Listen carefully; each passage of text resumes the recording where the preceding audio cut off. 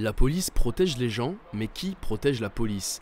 Les policiers toulousains étaient présents devant le commissariat du Canal du Midi ce mardi pour partager leur quotidien sous tension, car depuis plusieurs mois, les violences policières ne cessent d'augmenter, à l'image des agressions du Nouvel An.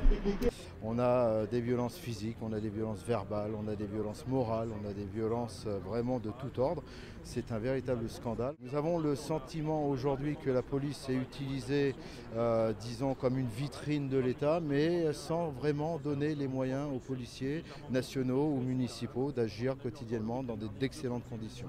Ce que la police souhaite, c'est un soutien moral, mais surtout un soutien de la justice, car ces policiers font parfois face à des individus déjà interpellés une vingtaine de fois et jamais écroués, affaiblissant ainsi l'image de la police.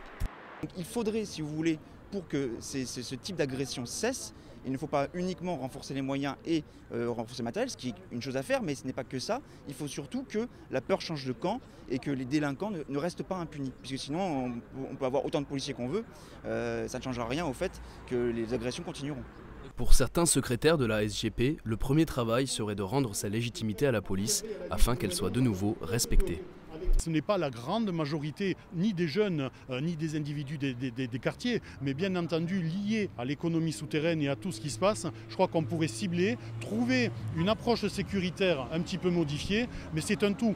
La police, elle fait son travail, la justice ne suit pas forcément, et commençons par mettre les choses dans l'ordre, et déjà ça ira beaucoup mieux. Ce sont par an près de 10 000 policiers qui sont blessés en fonction.